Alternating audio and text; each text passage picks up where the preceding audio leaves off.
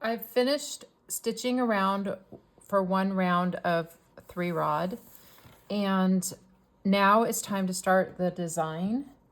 I'm gonna start with 4 blocks. So I can just eyeball it, or you can take a pen and just kind of mark where you want it to be, because you'll be stitching over it. Like right there, and then right there. So I'm gonna do 4 blocks, one right there, one right there, one right there, and one right there, about 1/4 of an inch. So I've threaded up a strand of black dyed raffia. Let me wet it again. And you would just start the same way as you would if you were starting another piece of raffia. Oops. Okay. Pull through. And now you could cut this and twist it, or you could just pull them both in and carry this along in the line like this in the coil.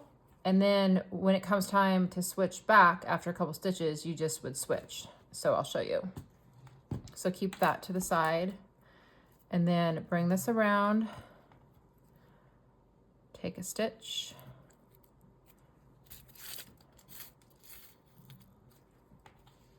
take another stitch,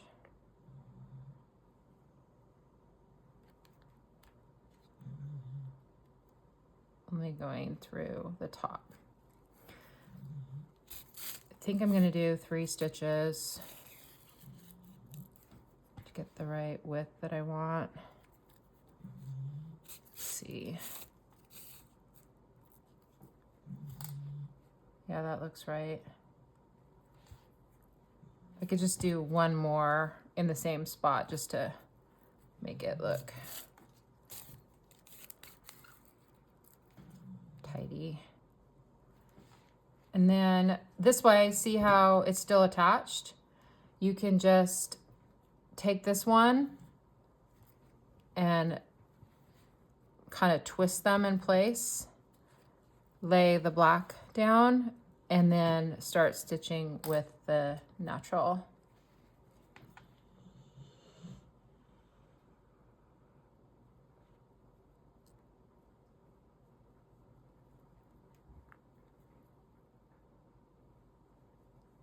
Sometimes if it's hard to find, like it's hard to get through for some reason, I must have stitched too tightly. So you can go through the back and kind of wiggle through, and then it's sometimes easier to find the way through like that.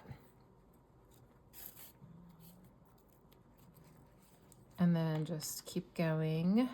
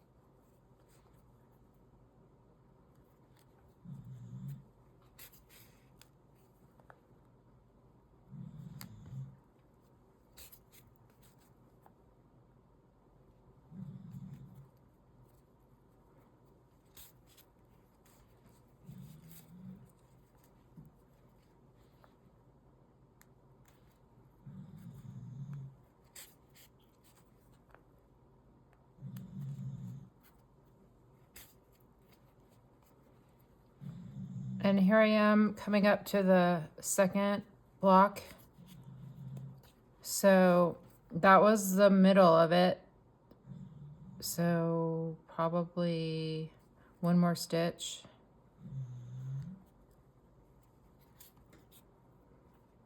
And then switch places with the black. And take a stitch.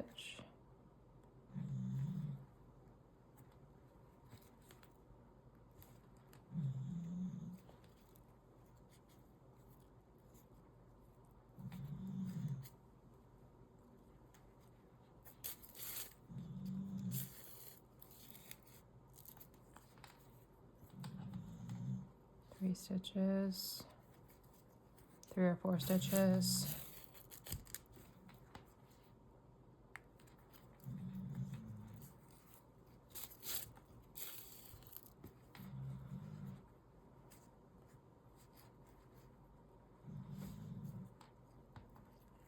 Now I'm wondering if I should have started it right there. So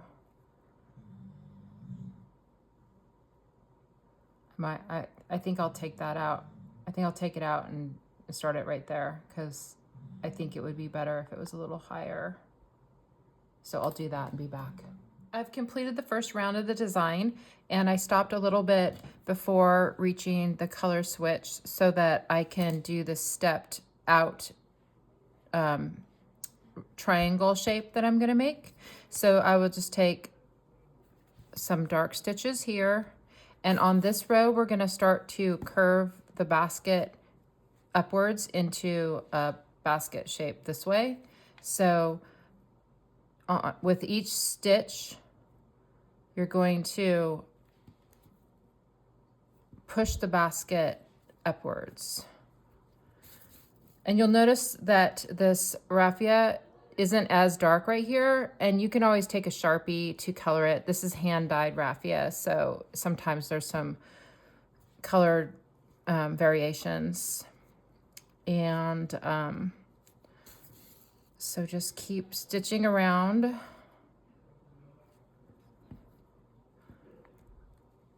While pushing the basket sides upwards.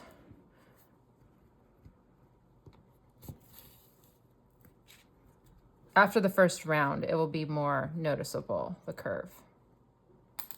I completed the second round of the design, and I decided to change it a little bit, and instead of having a solid triangle, have it be an open diagonal lines that meet up right here. So I am going to carry on stitching here. I would switch to black, and here, let me just get this organized here.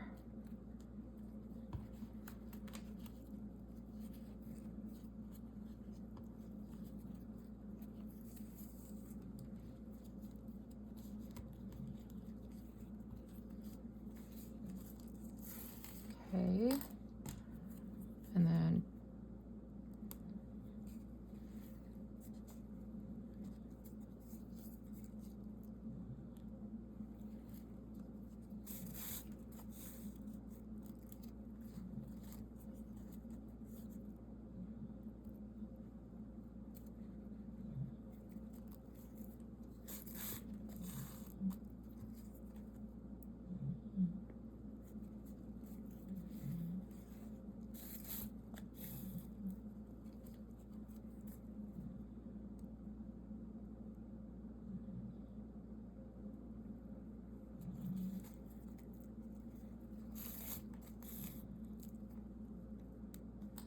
then switch back.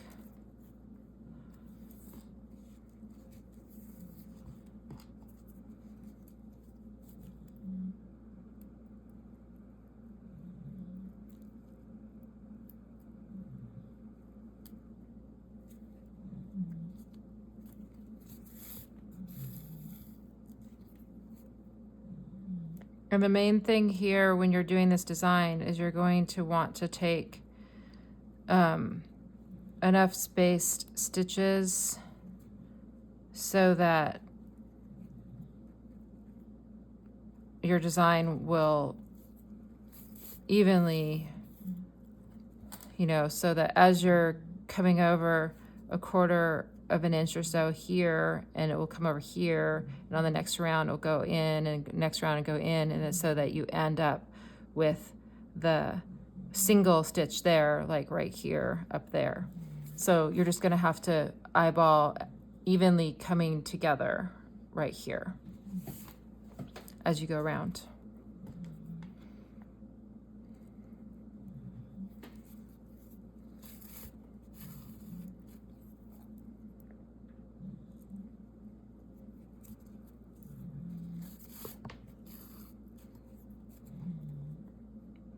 And this goes all the way across with the natural.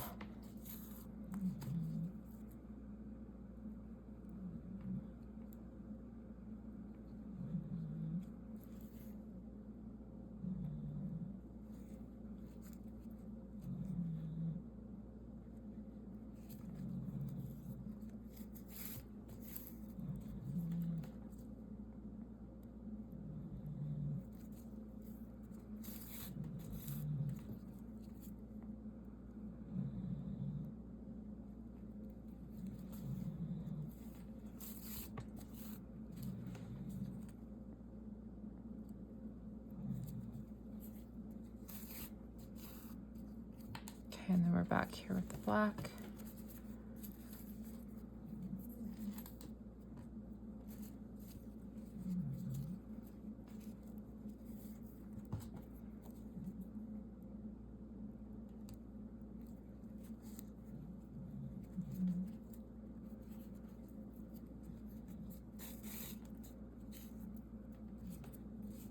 Oh no, I made a mistake. Okay, so I can show you how to correct a mistake.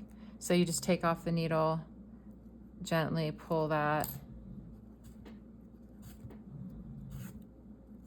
pull out gently so that it doesn't fray the raffia unnecessarily, and then go back to the natural. This is where on the design you have to pay attention, because you can kind of get into stitching and forget what you're doing and miss the change. I've had to take out lots of stitches before, so don't feel bad. There's enough raffia so that you can make some mistakes. Sometimes if you make a mistake that's big enough, you might end up changing your design, and that's okay too. So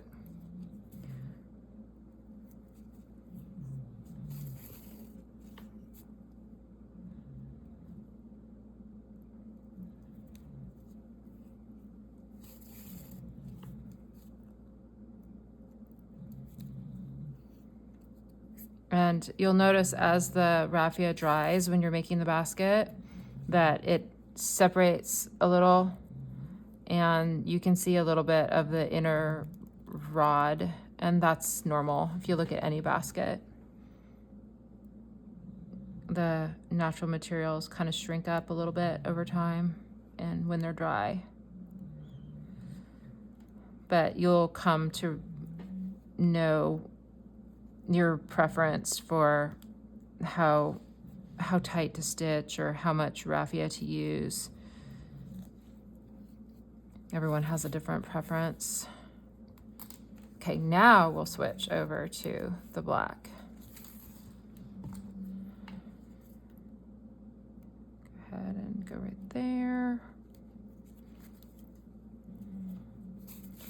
And then you can see there's the design.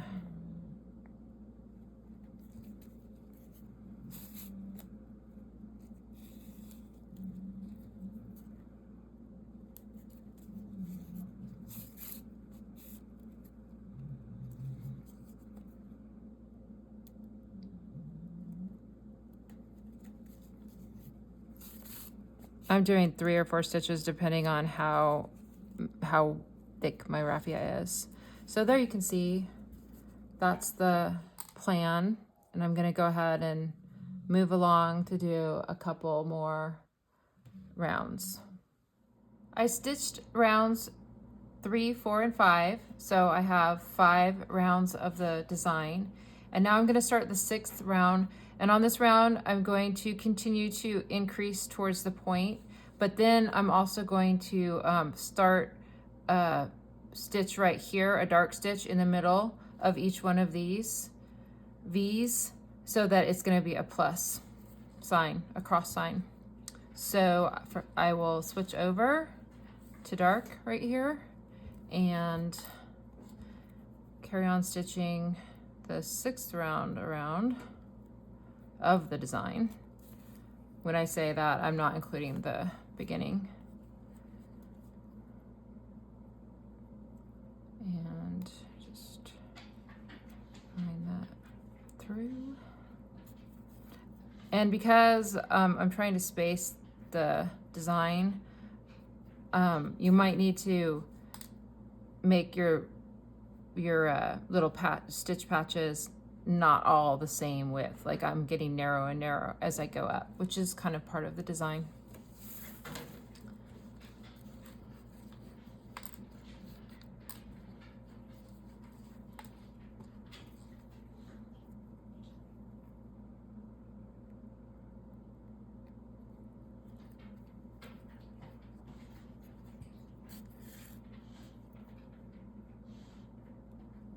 So I'll continue to stitch around and come back showing the next rounds.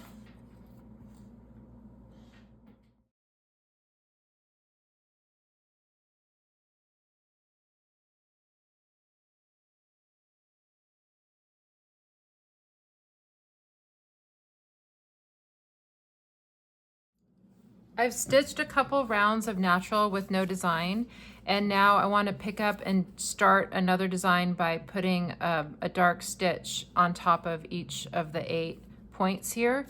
And I realized I made a mistake, so I went a little too far, and I had 3 rows here where there should have been just 2. I should have started my design right here. So I'm going to try a little trick and stitch over a dark so I don't have to undo everything that I had already done. So from the back side, I'm going to insert my needle and come up on the back where I want it to be for my stitch. And it's a little tricky because there's an angle here. Let's see, what am I doing? Okay, wiggle it through. And we're just coming in like that so that the color has some anchor right there. You can pull it all the way through or just leave it like that and clip it later. I'm gonna leave it so that it's more secure while I'm stitching. And then I'm just gonna go right on top right here and like right there, that's probably good. Take a stitch as if, you know, I was not making a mistake. And I'm going to be doing another stitch in the same spot so that it's a nice solid stitch right there, but narrow. I want it to be narrow. And then I'm going to insert through like this, through the back, and pull gently. And then you can see that I kind of made a stitch on top and no one will ever know. I've done the 11th round of the design where I put a single stitch around in 8 spots, and now I'm going to move that out and do 2 stitches of dark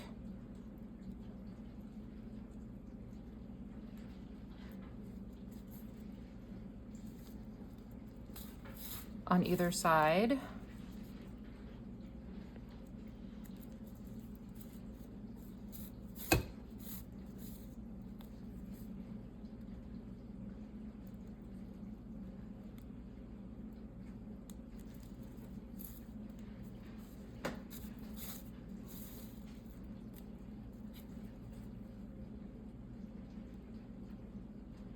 I'm going to do another one in the same spot because it wasn't as thick as I wanted it to be.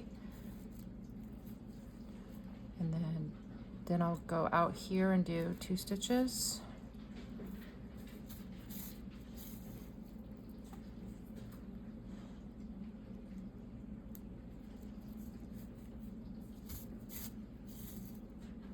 And switch back to natural to carry around, and then do the same thing on each one of these spots. I've come to the last round here, and I have clipped the rods on slant at a staggering.